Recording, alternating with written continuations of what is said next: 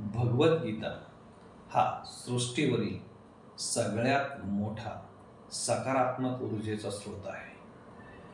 ग्रंथ म्हणजे पुस्तक किंवा ग्रंथ हा कोणताही असला तर तो पवित्र असतो, परंतु तो वाचत असताना तो वाचणारा व्यक्ती ज्या विचाराचा आहे त्यानुसार त्या ग्रंथाचं स्वरूप, महत्त्व किंवा व्याप्ती ही ठरत असते.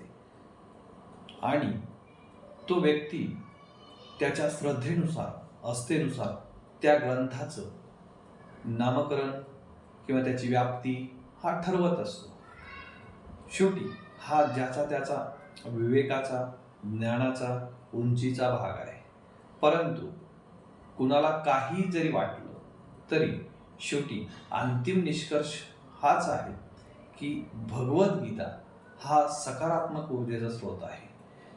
जगाच्या पाठीवर जेवढी लोक नकारात्मक आहेत किंवा डिप्रेशनमध्ये आहेत किंवा तणावामध्ये आहेत, यांना जर तणावापासून मुक्ती मिळवायची असेल, डिप्रेशनच्या बाहेर यायचं असेल किंवा स्वतःच्या मनामध्ये जे दुःख साठवलं आहे हे दुःख संपुष्टात आणायचं असेल, तर त्यांनी भगवद्गीता कशाही पद्धतीने समजून घेतली तरी त्यांचं दुःख निश्चितच संपुष्टात आल्याशिवाय राहणार नाही. कारण सृष्टीवर अर्जुन हा प्रचंड दुःखी असणारा व्यक्ती होता किंवा प्रचंड डिप्रेशनमध्ये असणारा व्यक्ती होता.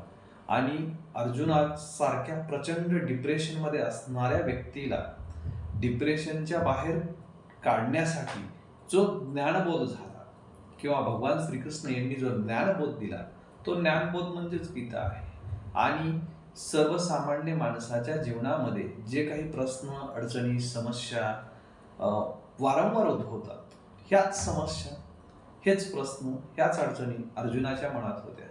आणि त्याच अडचणी, त्याच समस्या अर्जुनाने जेव्हा रणभूमीवर मांडल्या, तेव्हा या जगाचे पालक भगवान विष्णू यांनी सारथ्य करत असताना सर्व बाबीवर यथासांग ज्ञान प्रकट करत किंवा अर्जुनाच्या ज्या समस्या आहेत त्याच्यावर उत्कृष्ट असं मार्गदर्शन केलं. आणि ते मार्गदर्शन किंवा ते ज्ञान किंवा तो ज्ञानोपदेश हाच गीता आहे. म्हणजे सृष्टीवर जेवढी काही नकारात्मक ऊर्जा आहे ही संपुष्टात आणून सकारात्मक ऊर्जा निर्माण करण्यासाठी गीतेसारखा प्रभावी ग्रंथ माध्यम या सृष्टी तलावावर किंवा या भूतलावर आज तरी उपलब्ध नाही.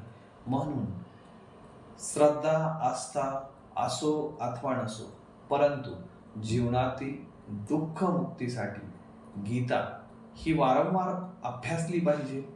एक अभ्यासक म्हणून अभ्यासा, श्रद्धा म्हणून अभ्यासा किंवा भक्ती म्हणून अभ्यासा, परंतु जो गीतेच्या सहवासात आहे तो ताणतणावापासून मुक्त आहे किंवा डिप्रेशनपासून प्रचंड दूर आहे आणि त्याच्या जीवनामध्ये कोणत्याही प्रकारचं दुःख हे प्रवेश करू शकत नाही. म्हणून गीता हा सृष्टीवरील सकारात्मक ऊर्जेचा सर्वश्रेष्ठ असा स्रोत आहे आणि तो उपलब्ध आहे. त्याचा फक्त लाभ घेता आला पाहिजे. तो लाभ घेता आला त्यासारखा भाग्यवान किंवा भाग्यवंत तोच व्यक्ती आहे.